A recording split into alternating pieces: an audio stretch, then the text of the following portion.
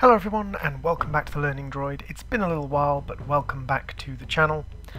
This is going to be a alternative wreath for the holiday season for someone celebrating the winter solstice rather than Christmas, and it's going to be alternative in two ways. It's going to be a winter solstice rather than a Christmas wreath, and it's also going to be on wood rather than made out of like leaves and berries and bits of tinsel and things and feathers and whatever you want, because the person it's being made for has an issue with certain allergies, so better to make something for them that is very allergy friendly, like something that's coated wood.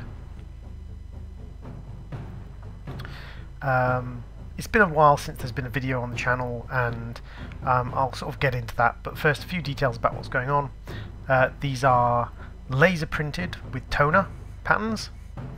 You have to do laser printed or toner printed patterns because toner is a heat sensitive ink rather than a air drying ink. It's a heat sensitive powder that melts when exposed to heat, and that's why it transfers properly. Don't try and do this with normal ink because normal inks, when you heat them up, can produce toxic chemicals. This is done on basswood. All the patterns are done side by side. It's then cut and shaped separately, and I'll show you a finished image at the end. The music is a track called Instinct by Ben Sounds.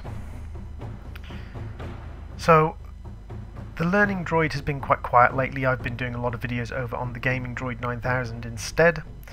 One of the main reasons is I've been primarily doing pyrography videos here on the Learning Droid, and I've kind of been struggling with that lately because I've been finding it very hard to get motivated to do large amounts of pyrography, because, to be frank, like, no one seems interested in the actual pieces. Plenty of people seem interested in the videos, and it's very nice to get your comments and very nice to see that people are watching and people are enjoying the videos, but no one seems actually interested in the pieces. I tend to give the pieces away as gifts, and I would love to be able to do the pieces from a sort of like as a job perspective, but I just flat out can't. Like, no one's interested.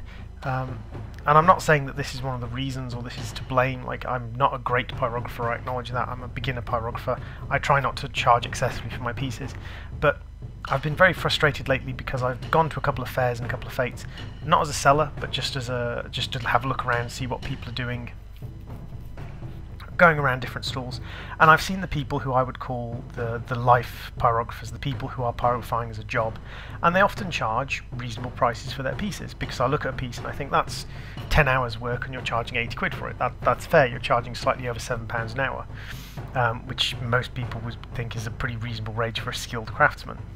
But then I see people who are doing 10, 8, 10, 9, 20, 30 hour pieces of work, and they're doing a 10 hour piece of work and selling it for 20 quid, £2 an hour. And I look at it and I think, wait a second, like, there's no way that's a sustainable thing to do, and by doing that you're actually creating issues for the pyrographers who can't do that, pyrographers who are doing it for a living, because these are the people who do pyrography as a hobby. And I've talked to other craftsmen, I've noticed in a lot of crafts that the people who do it as a hobby and then go on to sell their hobby often underprice themselves, and this actually does damage to the whole craft for those people who do it as a job. So it's just been frustrating because I've been noticing that there's plenty of interest in the videos from you guys on YouTube, which has been very nice, but just the interest in the actual pieces themselves has been very low, to the point where I've actually just been giving pieces away to get them out of the way, because they take up space. The other thing is like settling down and sorting out different things I've got going on, different things I have to do. There's some other stuff I'd like to do on the Learning Droid channel, perhaps some audio-visual stuff, some more sign language tutorials, some maybe readings, things like that. But for the most part, I've been putting a lot of effort recently, or not a lot of effort, I've been putting a lot of more videos up on the gaming channel, so it's been a while since I've done pyrography channel, just because I haven't done a lot of pyrography, so I want to branch out and do some other things. Strangely enough, I got several requests from friends to do pieces recently, which is fine. I don't mind doing pieces for friends, so those will be coming up on the channel. This is for a friend, actually. But I find it frustrating that a lot of people are struggling, a lot of craftsmen are struggling and crafters are struggling with getting reasonable prices for their work, because they put hours and hours of work into a piece and people seem reluctant to pay pennies for it, because people seem to think that it should be equal price, it should be the same sort of price range as mass-produced stuff of the same style, if not the same quality. But mass-produced stuff is mass-produced, it's produced by machinery.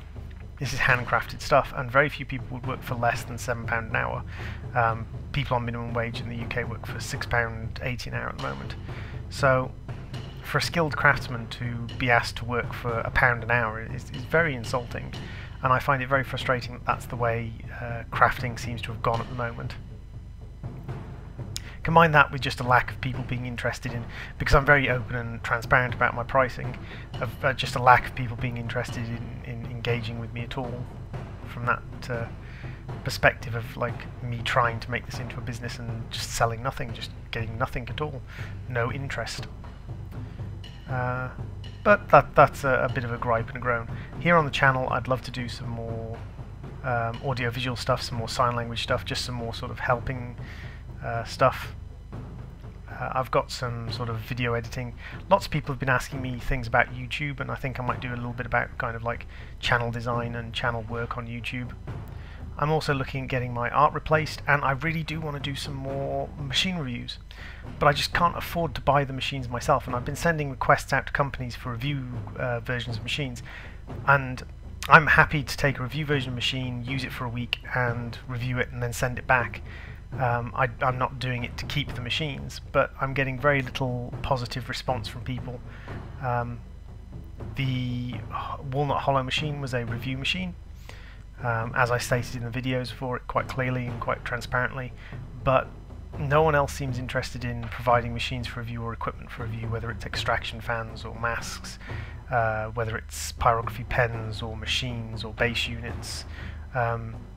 So it's been very hard to find things to do on the channel other than to make pyrographies, and the issue with making pyrographies is I either throw them in the bin, sand the piece of wood to get rid of them so that I can burn on it again, or keep them in a box, and I have a box full of pyrographies that no one wants. No one's interested in at all.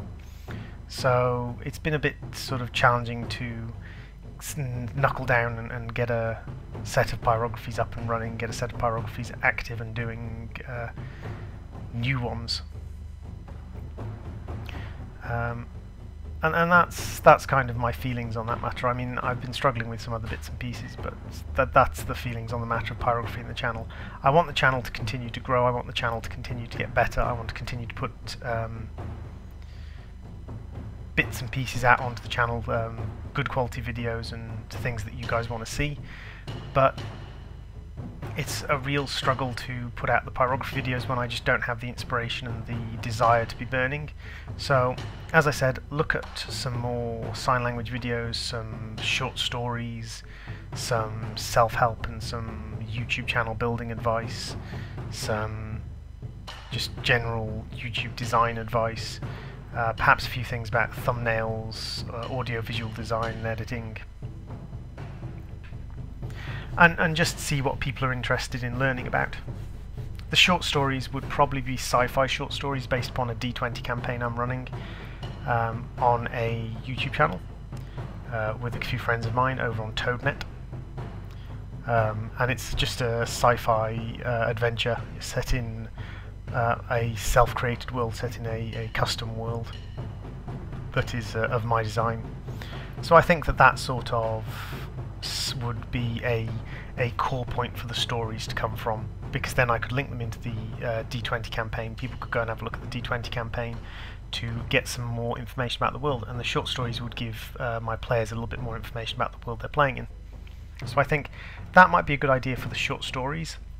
I'd still need to think about the videos that would go along with them, whether I would try to have open source images overlaid in kind of like a story pattern while I'm talking, a little bit like an animated comic or a non-animated video comic. or if I would go with the sort of like person sitting in a chair reading a book style of short storytelling, a little bit like some of the older story shows on TV. Or if I might just go with me telling a story over some mashed up footage of pyrographies, or maybe even try and sign the stories. That would be a bit of a challenge because I'm not that good a signer, but maybe try and sign the stories. So there's all sorts of things bubbling around in my head, and the channel's going to continue to expand and change and grow in different directions. If you've got anything that you would like to see, whether it's a particular tutorial on something like audiovisual editing, pyrography, crafting, woodwork, even things like crochet and knitting, things like that. If there's a particular kind of tutorial you'd like to see, or something that you'd like to see done on the channel, then feel free to drop it in the comments, and I will certainly consider it as I look into sort of how the channel's going to grow and change as we get further along in the channel's lifespan. It's been really nice to sort of cap over the 2,400 mark with subscribers, and I want to keep growing, keep changing, and keep developing the channel. So again, like anything you'd like to see, drop a line for that, and we will talk about things about how things are going to progress. If you're the kind of person who does produce crafts and sell crafts, please do not undersell yourself. Even if you are a hobby crafter, please remember that like in every country there will be a minimum amount that people are supposed to live on. Most countries have an official minimum wage. Please do not charge less than minimum wage. If you've put 5 hours work in, charge at least 5 hours minimum wage for it. That's only fair for yourself, and you'll find that if you don't do that, you'll actually start to get worn out and kind of unhappy with doing the work, because you'll feel like your work isn't appreciated. So even if you are a hobby crafter, like look at kind of like how much your work is worth, how much time have you put into it, how much effort have you put into it, what quality it is, and don't just assume that it's not worth a lot because you're a beginner, or it's not worth a lot because you're a hobby crafter. A lot of times people very much undervalue their work, and not only does that mean that you're going to feel less enthused to do the craft in the future, because you're going to feel like your work wasn't worth it because people have paid less for your work than you feel, than inside you feel it was worth. You feel you've put lots of time into this and it's got nearly nothing out of it. And even if you say to yourself, oh, I'm a hobby crafter, I don't need to get money out of it, it's just a hobby, it still feels bad that people haven't paid a decent amount for it. And that will ruin your enthusiasm for a hobby if you are selling pieces far too cheaply. But it also does harm to the sort of actual craftsmen, the crafters, and the people who are working on crafting. Because they try and set a decent price and a reasonable price and just sell nothing at all, and end up kind of stuck in this situation where they either have to drop their prices to compete with the hobby crafters and spend hours and hours working for no reward, or they just have to give up. So hobby crafter or professional crafter, set your prices reasonably, look at what the amount of time and effort has gone into something, and how much your country believes, or how much your country in general pays for time, people's time, and think about setting a very distinct, reasonable price for what you're making. That will, in the long run, probably in the short term, it will probably impact your own sales or your own sort of generation if you are looking at it, but in the long run it will have a beneficial effect on the whole craft, on the craft as a whole, because people will be able to sustain the craft better. The craft will become more sustainable for people doing it as a lifestyle rather than just as a hobby. And that's kind of all I have to say, really. That's been my kind of mini rant. This has been a Nordic and pagan Celtic style Christmas, or should I say holiday season, winter solstice wreath, consisting of a combination of bear, deer, wolf, tree of life, fish, and star and moon designs, most of it using the Nordic or the Celtic knot style patterns, which are sort of very Nordic and paganish, Celtic paganish. The whole thing then will become cut down and bound together and glued together and finished, and it will become a wreath-like design. So, if you have any suggestions of stuff you would like to see, drop it into the comments below. Please like and subscribe and share this video. And if you don't like it, dislike. That's fine, that's fair, I don't mind dislikes. I would like it if you do dislike, if you could drop a comment as to why you disliked, because it's always beneficial to me. Thank you for watching, and I will see you in the next video.